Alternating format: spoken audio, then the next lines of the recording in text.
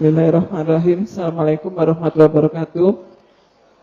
Buya, saya mau nanya, kenapa ada zikir yang setelah sholat yang la ilaha illallah la syarikalah dan seterusnya itu, kenapa kok harus duduknya kita itu tidak boleh berubah? Maksudnya tahiyatul akhir tetap di situ, dan kenapa harus 10 kali, dan kenapa harus sebaiknya sholat maghrib dan setelah sholat subuh. Itu Buya, makasih. Assalamualaikum warahmatullahi wabarakatuh. Nah begini, makanya zikir itu adalah ada bimbingannya dari Nabi SAW. Zikir setelah sholat, menjadi istighfar, baca tasbih 33 kali, baca takbir 33 kali, baca ayat kursi, baca doa Allahumma inni ala dzikri wa syukri wa husni ibadatik, Allahumma antas salam wa minkas salam wa ilaika ya'udus salam hayna rabbana bisalam. Itu adalah pendidikan dari Nabi SAW. Dan namanya ibadah, namanya harus ta'abbudi. Namanya ibadah, hendaknya kita ngikut. Pertama, hendaknya dalam ibadah ngikuti petunjuk dari Nabi SAW. Biarpun Anda jago yasinan, jangan langsung assalamualaikum, yasin wal Quran. Biarpun yasin bagus, ayat Al-Quran. Karena Anda imam sholawatan langsung assalamualaikum, Allahumma sholli ala sayyidina Muhammad, Allahumma sholli ala sayyidina Muhammad. Sholawatan bagus. Tapi ada aturannya sendiri. Apakah dosa bersolawat setelah sholat? Ya enggak. Tapi Nabi mengajarkan zikir, baca tasbih dan sebagainya. Jangan beribadah dengan hawa nafsu. Dan juga bukan syahadat sebagai langsung asyhadu alla ilaha illallah. Ada zikir yang diajarkan Nabi dulu, baru nanti mau sholawatan 1000 kali, 100.000 kali, itu setelah itu semuanya.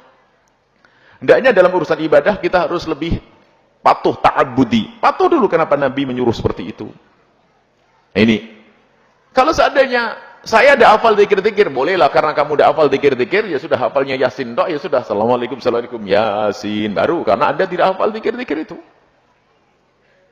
Dan tidak boleh akal-akalan misalnya, sholawat paling bagus ya zikir, paling bagusnya sholawat, harus sholawat.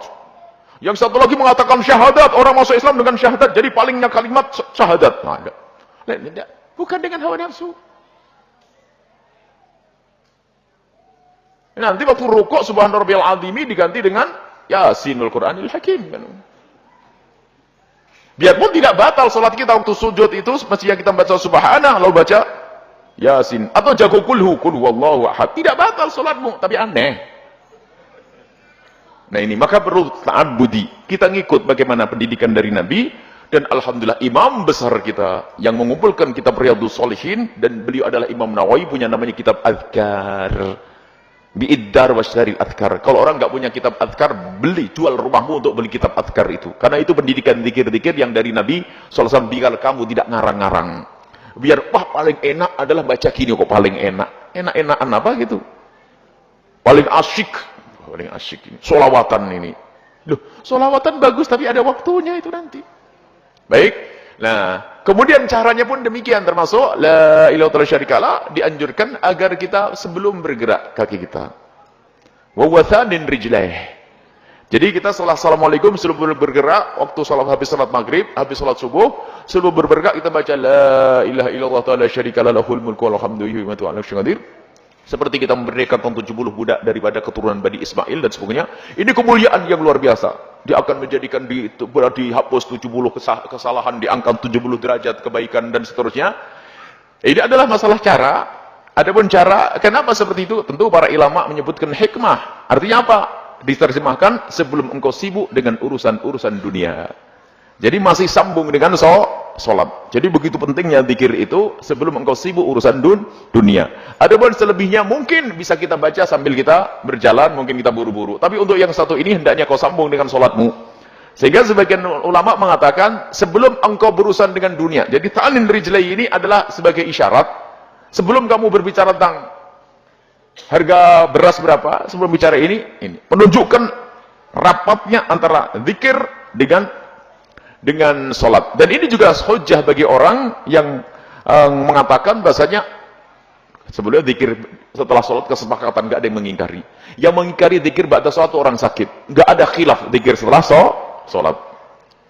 Adapun masalah mengeraskan dan mengecilkan suara dalam zikir setelah sholat adalah masalah suka-suka, dan para sahabat Nabi semuanya mengeraskan suara. Sahabat Nabi mengeraskan suara. Dalam hadis riwayat Imam Bukhari,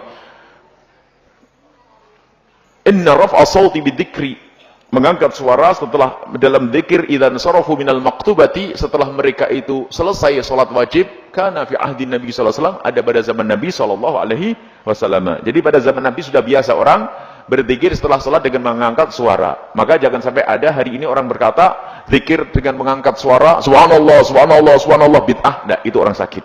Kalau ada zikir boleh, sah, baik-baik. Baik. Itulah masalah zikir, maka itu ta'abbudi, serahkan saja. Adapun hikmahnya seperti itu. Hikmahnya adalah apa? Hikmahnya adalah agar engkau tidak buru-buru berurusan dengan dunia, hendaknya engkau masih berurusan dengan zikir setelah sholat, assalamualaikum, sambungkan dengan zikir tersebut agar sempurna keutamaan yang Anda lakukan di dalam urusan zikir. Ikuti. Kalau seandainya sudah terlanjur berubah, ya tetap dibaca. Yang penting belum sambung, belum berpisah, belum banyak kesibukan urusan dunia. Artinya zikir itu kita dahulukan dari yang lainnya.